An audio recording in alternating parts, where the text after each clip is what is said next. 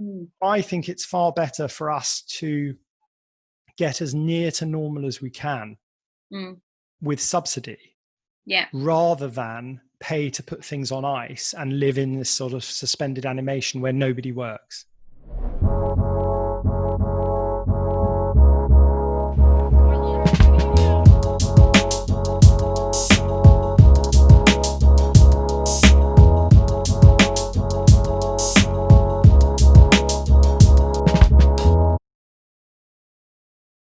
So welcome, Paul, to our podcast. So we're doing a series called Liberty Life, where we talk to who we consider truly inspirational people within various sort of sectors and fields. So enter Paul, the CEO of AIM. Do you just want to give us a little bit of a walkthrough as to how you've got to where you are today? Because you've got a really interesting background. Thank you. Thanks for having me on the podcast, Pete. It's nice to be here, and including me in your kind description of what did you say? Inspirational leader or something? Inspirational leaders, game changers, Amazing. innovators, disruptors. We definitely think you fall under that umbrella. Thanks. So I'm the CEO of AIM, the Association of Independent Music, which is the UK's community of, I would say, entrepreneurs in music. So it started out 20 years ago as like independent labels. And over time, as the music industry has evolved, as the landscape has evolved, so has AIM. And so you cut forward today, and it's a really diverse community of, yes, some of the best known independent labels in the UK, but also distributors, self-releasing artists, entrepreneurs of all types, people that have in common, I think, the fact that they're trying to build businesses in music today. Brilliant. Okay, that's interesting actually, because I never thought of it from the entrepreneurial aspect, but it very much is, isn't it? So how did you get to the role of CEO? So I had a look at your background. So you started off in the finance industry within kind of investment and banking. Is that right? Yeah, kind of. I mean, I grew up in a family of musicians. All my family were musicians, apart from my father, who was terrible at music, and so he became an accountant. He was good at maths, and so I grew up. It was cool. I grew up in a house with this, or a flat with this kind of elephant's graveyard of musical instruments. My granddad had tried to teach my dad unsuccessly. And I had kind of free reign of those, and we were really encouraged to play music from a very early age, and we used to play together as a family, and have a lot of fun. And I was kind of due to become a musician originally, and playing in a lot of bands, making my way in the music scene when I was at college. And then there was this kind of push and pull between kind of my parents and the rest of my family to get a straight job. Right. And not suffer like the rest of my family, and live in penury as a musician. So I bowed to parental pressure. I went off and got a day job, did that for a while, and was doing pretty well, but it was, my heart was never in it. I never loved it. And eventually I kind of just had enough and realized it wasn't where I wanted to be. So set up a business in music and went back. Wow. Okay. And that must have been quite a daring move, mustn't it? So you're obviously kind of within that, you'd obviously built quite a history and experience within the sort of finance banking sector or whatever, to suddenly kind of do a bit of not a U-turn, but that must have been quite a brave move. Do you know, it didn't feel brave at the time. I just felt compelled to do it. And it's those funny things. People, when you start a business, people talk about, God, the risk you took and all these stories you hear. And when you look back, you think, oh, that was quite a gamble. But at the time, it just feels like the right thing to do. It's just you're excited by it, compelled to do it, and you just got to do it. And I remember I went to my dad by that time was no longer in accountancy, but my accountant had been his junior when he was like an accountant. And so I went to him for advice. And I remember sitting in his office, and he said to me, if you fail, what's the worst that can happen? Yeah. And I remember saying, well, if it all goes wrong, I'll get a job. I mean, I've still got my banking qualifications and my my CV is good, and so Mm. if it fails, I'll get a job. It's not like I'm taking out a massive loan to start this business. Yeah. And he said, okay. And he said, but if you don't do it, will you regret it for the rest of your life? And I remember thinking, yeah, I probably would. And I Yeah. remember leaving his office and going, right, that's it. And I went back to work and handed in my notice. I had a similar moment actually. So I'd been working in the corporate sector in charity and in corporate events, sustainable events, and I did exactly the same. And I remember I've actually found a piece of paper actually where I'd kind of rehearsed my sort of exit speech to my CEO, and thought exactly the same. I had that same advice. What's the worst that can happen, and will you regret it? So obviously we're in quite challenging times right now. There might be people at that kind of crossroads where perhaps they've been made redundant from their roles, and they think, I want to go. I want to pursue that career in music. I've got an idea that I really want to set up. What sort of advice would you give to somebody that's perhaps at that point in their career right now where it's Hmm. quite a tricky kind of future, isn't it? Yeah, so I'd say if you're at that point in life where you're, should we say, time rich, cash poor. So, Yes. you've got lots of time on your hands, but you're not earning. And you're Yeah. thinking, okay, I've got a window of opportunity to try and get something started. As long as it doesn't cost me a huge amount of money, I can kind of survive for the next 2-3 months while I'm trying to get it up and running. Mm, Um, if that's the case, I would say I would sit down and I would think about all of the things that you can invest your time into to move that forward without having to spend money. So you may not be somebody that's built lots of websites in your life, but you know what? If you spend a day or two with Wix or Squarespace, you can get a website started. You can get something up. You can get a minimum viable product up and running. And that holds true for lots of areas of business today. And so long as it's not stuff you've got to actually invest a lot of cash into, mm, mm, you can use the time you have to move things forward. I would say the other thing that we know that, I don't know, something like 80% of businesses fail in their first year. mm, And very often it's because when times are easier, it's easier to get things started because you're out and about. You can go and get hold of money or people or whatever. At the moment, it's tougher. mm, So at the moment, to really get something started, I think you've got to spend that little bit more time really clarifying exactly what it is you're trying to do and be mm, laser focused. And I think that forces a discipline that we often lack. So you rush ahead to get a business rolling before you've really, really nailed it. And mm, that, I think, weakens a lot of businesses that start. Whereas right now, if you've got some time on your hands mm, and not a huge, you're not pulled in every direction like we normally are so often in life, mm. I would use that time to really, really nail what the business is trying to achieve, Yeah. who it's trying to achieve it for, and how, and figure out how it's going to get, how people are going to pay you, what are they going to pay you for, how are you going to really demonstrate your value to them, how are you going to make it indispensable that they pay you and don't try and get away without paying you, all that stuff. Mm, You can really, really try and have that down before you launch, and I think that really helps. yeah. That sounds good. And and then how would they join a membership organization like yours? And what's the benefits of joining an association like AIM? Hmm. Good question. That's a question we answer every single day. If not asked by Mhm. members, we ask ourselves, because Yeah. I'm a big believer in the fact that we can't just exist for the sake of existing, and particularly in a crisis like the one we're living through right now, it's Yeah. existential for an organization like AIM. If we Mm, can't help our members now, why on earth do we exist? yeah. Um, so effectively, to join AIM, you have to be eligible to join. You have to either own or control some master rights in music, so some recordings. Right. That's pretty broad. Yeah. Um, and then obviously you pay a membership fee. And the question is, what do you get for that? Mm, And I think there are a mixture of hard and soft benefits, by which I mean the hard benefits are kind of what do you get out of it in terms of cash or advantages, things that you yeah. can capitalize on. We have an exclusive deal with the BBC, for example, where our members can license back performances on the BBC and release them commercially with no advance, which is Right. a huge advantage. Yeah. Um, if you become a member of AIM, a rights holder member of AIM, you get free digital anti-piracy cover with our partnership with Muso.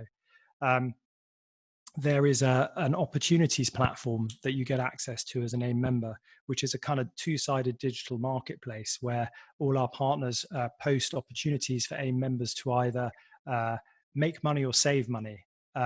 So it could be, for example, O2 as a brand posted some opportunities to have music synced into adverts that they were looking to build. So again, an opportunity for members to make money with their music, or it can be discounts on all of the services you would normally buy in as a music company. And that could be from insurance to all sorts of different services that you would normally have to buy. So if you like, for me, it's really important that AIM has that suite of hard benefits. How does AIM make our members money or save our members money every single day?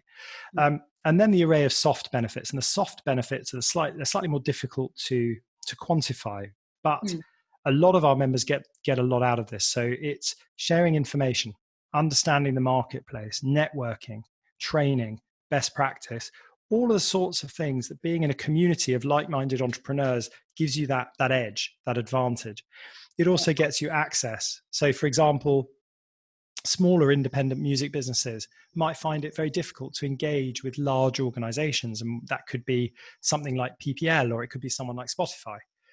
Whereas actually as AIM, we have incredibly good and strong relationships with those organizations. So if people are having problems, if they come across errors in the system or things aren't quite working as they should, we can very often get in there and get them a contact to get that stuff fixed and sorted out. In fact, with PPL, we have a hotline directly for members. So, if there are problems with registrations, if there are difficulties, these things happen, we can just get that stuff sorted out. So you never get that kind of computer says no response.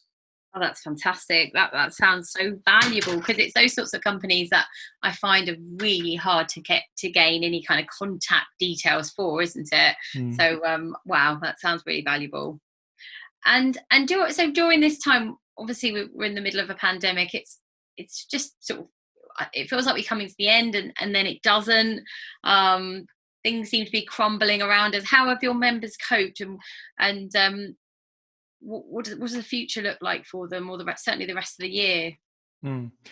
That's a really good question, and I think anyone that thinks they have the answer to it is probably kidding themselves. The truth is, I think bigger businesses with larger catalogs that have more cash flow from digital revenues, regular digital revenues, are probably less destabilized by the crisis than businesses without so much catalog, or for example that are reliant on live revenues. Those businesses are really under threat. The live music industry was one of the first sectors to shut down, and we know it's going to be one of the last sectors to reopen, because even if the government turn around and say that it's okay to open a venue, in reality, what level of consumer confidence is there to buy a ticket and go, would you buy a ticket today and go to a gig in a club where you're standing sort of in close proximity to lots of strangers? I think it feels really uncomfortable right now. So what we've got to do is figure out, first of all, how to support not just the businesses, but the people who are affected by this. The second thing is we have to keep pressure on government to support the ecosystem and to understand the interrelationship between the music ecosystem, the players in the music ecosystem, from musicians, session musicians, to featured artists, songwriters and composers, to club owners and promoters, to record labels and publishers, to et cetera, et cetera. There's an interdependent ecosystem, and we have to be really careful that if any bit of it shuts down, it means the rest of us find it really hard to keep going. So I think it really serves us best to hang together and support each other and reinforce each other. When we set up the AIM crisis fund, when the COVID-19 shutdown happened, and that, how much is that? That's £1 million, is it, in the fund? Or so we launched with 500,000 with the aspiration of getting up to 1 million, and we're now over 700 on our way to 800,000, which is fantastic. And is a real, for me, an incredible validation. I think words like community are thrown around very easily. And what we mean by community, I think really defines itself in a moment of crisis. People didn't just hunker down in their bunkers. They actually came together and pooled resources to try and help people through. And that wasn't just, that money is not just available for AIM members. That money has been available for particularly self-employed contractors who normally work with artists signed to AIM members or self-releasing AIM members, who've lost all their work overnight through no fault of their own, just because the world stopped. And we know that very often, particularly where I was self-employed for many, many years, and it's a hand-to-mouth existence. You never quite have the cushion of savings you wish you had. And when a crisis like this hits, there's very little to fall back on. And we were really mindful of that. So for us, the crisis fund was an opportunity, yes, to reinforce our members, but also, this is, I think, actually, look, every cloud has a silver lining. And I think one of the silver linings for me about lockdown has been the humanization of the industry. I think it's been really amazing how, you get so used to having meetings with people in offices, and some people can feel incredibly powerful or impenetrable, or, and since lockdown, we've all had a kind of small window into each other's houses. We keep being interrupted by each other's kids and partners and things going on, and suddenly it's a great leveler. It's I found it very humanizing. I found, particularly, for example, lobbying government. When you go into Whitehall and you meet with government officials, it's all very formal. And then suddenly we're all in the same boat. We're all trying to juggle. We're all parents. We're all partners. We've got, housemates, whoever it is. We've all got these lives, these circles that intersect. And suddenly, actually, I think the whole thing has felt more human, more relatable. I found it an experience that has broken down many of those kind of artificial constructs that stop us being much more open in how we talk to people and how we deal with people. And that's been a real positive to the crisis, I think. Yeah, absolutely. But it does feel, I'm part of lots of different Facebook kind of musician groups and things like that, and it does really feel like desperate times for the live sector. What sort of, I don't know, hope or words of encouragement do you think we could give them, or that there is? I mean, when do we even think that the first? Some people are talking about the fact that festivals might not even happen next year. What do you think? I think we can only take it one step at a time. Let's go through, I think, the steps that have happened. Step one, we recently concluded the publication of the back to work guidance for rehearsal studios, recording studios, and music video shoots. And that was a cross-sectoral working group that AIM led with Department for Digital, Culture, Media and Sport in government, along with Public Health England, Health and Safety Executive, the Music Producers Guild, BPI, Musicians Union. Were all involved in writing this guidance to help people get back to work safely in those environments. There were points during that process where it became clear that public health experts are public health experts. They're not music people. So they had really no idea of the reality of working, let's say, in a recording studio. So they were talking about socially distancing singers with 6 meters of space around them. We kind of said, come on, guys, really? 6 meters? They said, yes, because they're projecting their voices and they've got powerful diaphragms. So they must be projecting like aerosol and droplets for much further than a normal person speaking. We kind of said, yeah, but in the recording studio, engineers often spend a lot of time trying to isolate singers because you don't want that big roomy sound. You want them to be enclosed. And they were surprised by that. So we did a whole show and tell. We did this kind of like pulled up pictures of recording studios, vocal booths. This is a permanent vocal booth. Here's a temporary one that someone's built. Here's this scenario, that scenario. Here's how brass players actually sit in a line. And that really helped them understand realistic risk. And that was a big step forward. So we know that our advice, those conversations with Public Health England fed into the performing arts guidance that DCMS published. And that's really relevant to live because the performing arts guidance tries to capture rehearsal and live. Right. And and you start to come to a place where bit by bit, there are two things here, bit by bit. First of all, performance can take place. So we know that people are performing in venues, but without an audience. Okay, and that can be filmed and that can be streamed. We know that's possible because we know that we can work together, particularly as professionals. So they know that Public Health England are comfortable that professional musicians will be a bit more disciplined, a bit more focused than perhaps people who are doing it for a laugh. And we're very mindful that it's our living. We don't want to compromise our living by endangering each other, getting each other sick so that none of us can work. So the on-stage bit is actually less of a problem.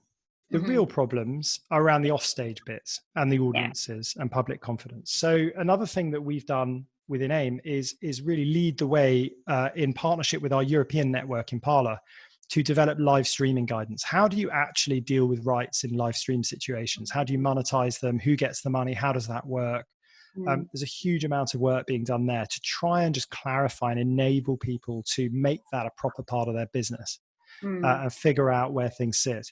The final part to this is the audience part. That's the hardest part.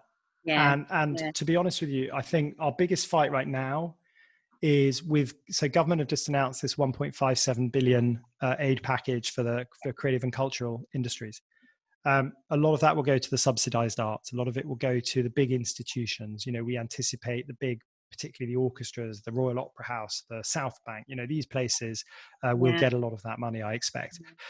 There is money set aside for grassroots music venues and festivals, other people, they are eligible to apply. But the big, I think, win we have to secure is to convince government that it shouldn't be about mothballing these places, because it's the cheapest solution, is just to put them on ice until they can reopen profitably. Because we should, I think, take the view that they should be working as early as possible, even if it's economically unviable, even if you can only open with 20, 30% audience capacity safely.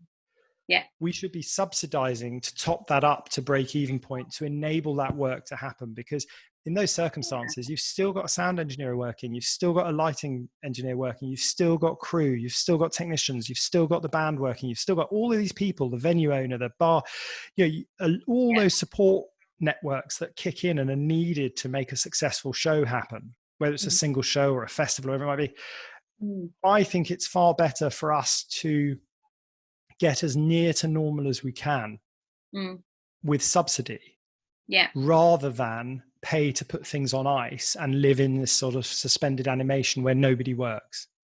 And is that likely? We've got to make that case. Not at the moment. At the moment, I think the calculation is being done that it's cheaper to put things on ice, and where it's cheaper to put things on ice, they will be. Well, it means all of that.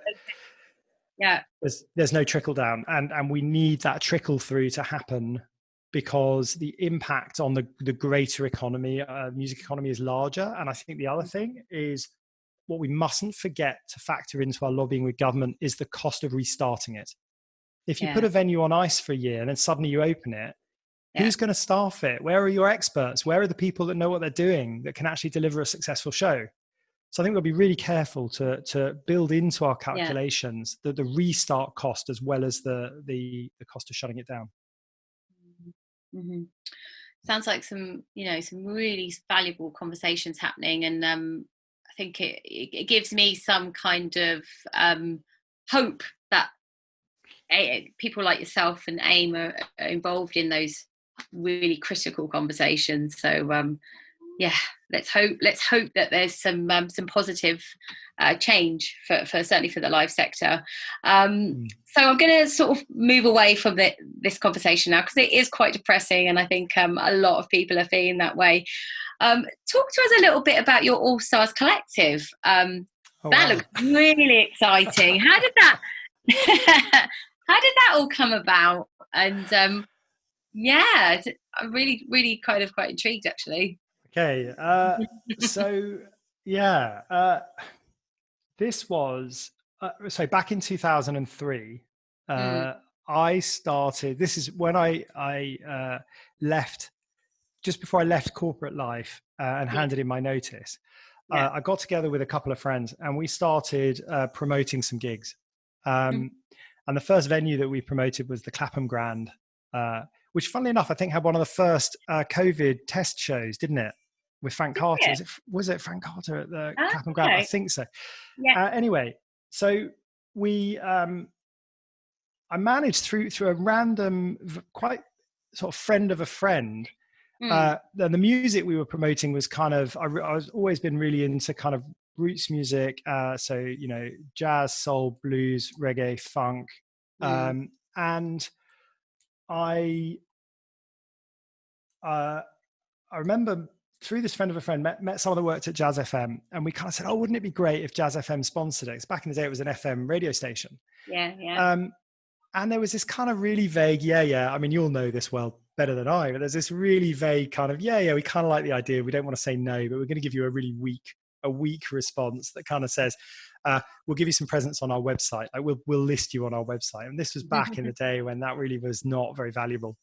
Yeah. And so we kind of, and then a couple of weeks before the gig, I got a phone call, and somehow the managing director of Jazz FM had suddenly come across our event, got really excited about it, and suddenly wanted to go all in. Wow. I was like, what do you mean? They're getting on-air promotions, giveaway competition. Can they have like a box for a competition winner box at the Clapham Grand? And all the Jazz FM management were coming down. And I kind of went, whoa, hang on. Because our big plan was that for our first event, we could probably like twist the arms of all our friends and family to come. Okay? Yeah. But we didn't feel we could do that twice. So we kind of thought, right, let's save our money for a headliner for the second show, not the first show. Because the first show, we'll get all our friends and family down, we'll kind of pressure test our ideas, and then we'll tell everyone we've got this amazing headliner for the second show, and everyone will buy tickets. So we said to Jazz FM, like, oh my God, you know, maybe treat the first one as a soft launch and give us all your love on the second one. And they were like, no, it's got to be the first, So anyway, I phoned up a mate of mine who was a session saxophone player, and I kind of said, hey, you know all these great musicians. We need I think we just need a cherry on the cake. We need a last band to really kick the night. And so he put together this lineup of musicians. Jazz FM loved it. They said, we want to do a deal with you, take this band in-house, make them like the Jazz FM All-Stars, do all these projects and stuff. And we said, yeah, great. So we did the deal, and then Jazz FM got bought by Guardian Media Group, became Smooth. And we kind of went, we don't really want to be the Smooth All-Stars. No. Not quite the same. Not quite the same. So we walked away from the deal, and we thought, well, we were going to give up 50% of this business to partner with them. If we didn't give up 50%, what could we do on our own? And so we kind of flipped it and became created the All Stars Collective as a collective of these great session musicians. It started with 12, it grew to about 40. And the idea was that there were these incredible session musicians, world-renowned musicians who go off on tour with fantastic, very famous artists. And when they come back, they're off tour, they've got gaps in their diary, and we could fill these gaps with all kinds of musical projects, which was amazing. So we to cut a long story short, over 15 years, we have had music industry clients like Quincy Jones and Stevie Wonder and Jimmy Cliff and all sorts of artists from all generations and genres. We've done music with brands like Coca-Cola to Aston Martin to all sorts of people. And over the course of that time, done the music to raise over £80 million for different charities, which has been fantastic. So Save the Children, NSPCC, Great Ormond Street, a whole bunch of others, Macmillan Cancer, loads. Oh, that's incredible. What a legacy. Wow. So where do we find out a bit more about what you're up to in that field of things? Do you have a website? Well, yeah, there's a website, theallstars.co.uk, and the company is specificmusic.com. I kind of don't get involved day to day anymore. I have a team that run that because obviously I'm off running AIM. But I love the fact that it runs itself, keeps work flowing for musicians, a fantastic resource there for to bring music to people, and I love the fact that it just continues, even though I'm not there in the same way that I used to be. Yeah, sounds like you've got a great team kind of in place, which is really reassuring. It's all about team, isn't it? Just so. Sort of rounding off right to the end, I think we've got a chance for one more question. I had loads more, but I've just been given the 5-minute cue. So So obviously everyone's working from home at the moment. Well, most people are. What's your typical day looking like at the moment? And do you have any sort of morning rituals or end of day rituals? What are you Yeah. doing to inspire yourself? I'm a big believer in that kind of first 10 minutes of the day thing where, Mm. I'm pulled and pushed in so many different directions and my days can often be so random. I've never been in the same place for so long. I realized before lockdown, I hadn't spent 7 nights on the trot in the same bed for 4 years.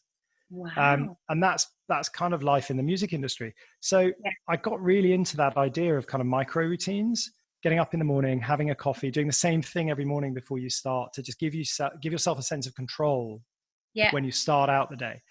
Yeah. And what I've loved is being home, it's getting a cup of coffee, sitting in the garden. I never had time to sit in my own garden, and I've got a little garden and I can sit there in a little chair, drink my Yeah. coffee Yeah. in peace, normally before the kids are up, Yeah. and Snap. kind of breathe for like a few minutes before hitting the day. And I feel more prepared each day as a result, I think.